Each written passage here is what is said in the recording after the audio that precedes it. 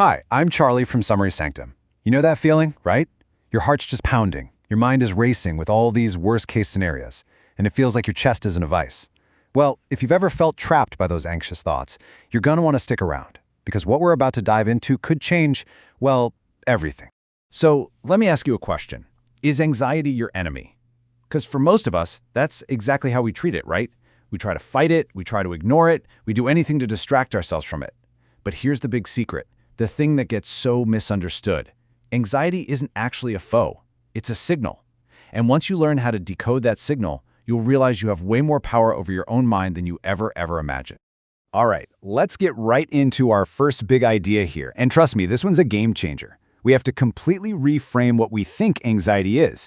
Because you see, it's not a flaw in your system, it's a function of it.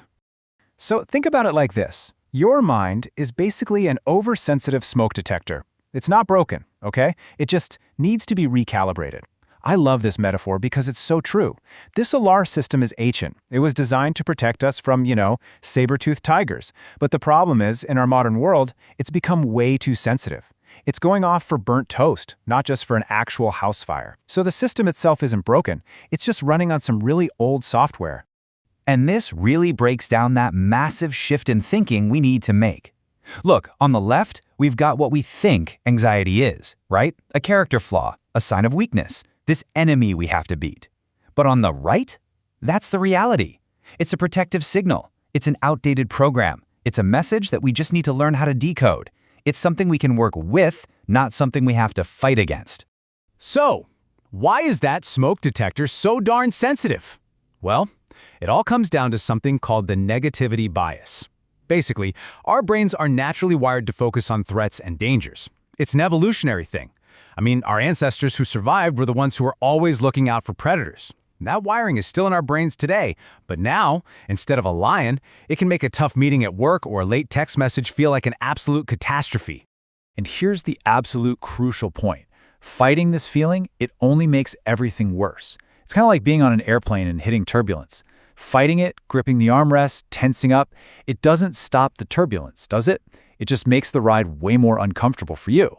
So the key isn't to stop the turbulence from happening, it's to learn how to kind of ride the wave and stay calm right in the middle of it. Okay, so now we get what anxiety is. It's this misunderstood signal. So let's dig into the why. Why does it show up? Because if we really want to quiet our minds, we can't just treat the symptoms. We've got to go deeper. We need to get to the actual root causes and figure out what's feeding this anxiety in the first place. And yeah, these right here are the usual suspects, the things that create the perfect breeding ground for anxiety. You've got perfectionism, that totally impossible standard where you feel like you can never ever make a mistake. Then there's the need for certainty, trying to control a world that is, by its very nature, uncontrollable. Unresolved stuff from our past can literally keep our nervous system stuck on high alert. And this last one is a big one. The fear of anxiety itself. You know that anticipatory anxiety, where you get anxious just thinking about the possibility of getting anxious? It's a vicious cycle, and all of these things create this constant, humming, underlying tension. Okay, so that's the what and the why. Now it's time for the how. Let's get into the good stuff. A whole toolkit for calm. These are things you can do right now to calm your nervous system down the next time that smoke detector starts blaring. First up is something you can do anytime, anywhere, your breath. The 4-7-8 breathing technique is, honestly, it's incredibly powerful. And here's why. It's like a direct hack into your own biology. When you breathe in for 4, hold for 7, and then do that long exhale for 8, that long exhale actually stimulates something called the vagus nerve. It basically sends a signal straight to your brain that says, hey, we're safe, you can calm down. It literally flips the switch from that fight or flight mode to rest and digest. It's amazing. All right, here is a simple but really profound truth you need to hear. Anxiety is a time traveler. Think about it. It's never about right now. It's always about worrying about the future or ruminating on the past. Anxiety literally cannot exist in the present moment. So our whole goal? It's to find ways to anchor ourselves right here, right now. And one of the absolute best ways to do that is with the 5-4-3-2-1 grounding technique. It's so simple. You just stop wherever you are and you name 5 things you can see. Then 4 things you can physically touch. 3 things you can hear, 2 things you can smell, and 1 thing you can taste. By engaging all of your senses, you're yanking your mind out of that spiral of what-ifs and planting it firmly back in reality. It's a super powerful way to just come back home to the present moment. This next one is huge. You have to remember that your thoughts are not facts. Anxious thoughts feel incredibly real, I know, but they aren't facts. They're just mental habits, that's all. And learning to question them is a total game changer. So the next time you have one of those thoughts, just ask yourself, okay, is this thought actually true? Like 100% true? The goal isn't to force yourself to be positive, it's just to be a little more realistic. And finally, move your body. When you're anxious, your body is literally primed for fight or flight. It's full of stress hormones like cortisol. So by moving, even just going for a quick walk or doing a few stretches, you help your body metabolize all that stuff. You're basically completing the stress response cycle and telling your brain, okay, the danger is gone, we can relax now. It's a great way to discharge all that nervous energy. All right, so those are some amazing tools for what to do in the heat of the moment. But what about the long game? How do we build real, unshakable resilience so that over time, that turbulence of life just doesn't knock us around so much? Well, a huge piece of the puzzle is shifting from a fixed mindset to a growth mindset. If you have a fixed mindset, any challenge can feel like a direct threat to who you are.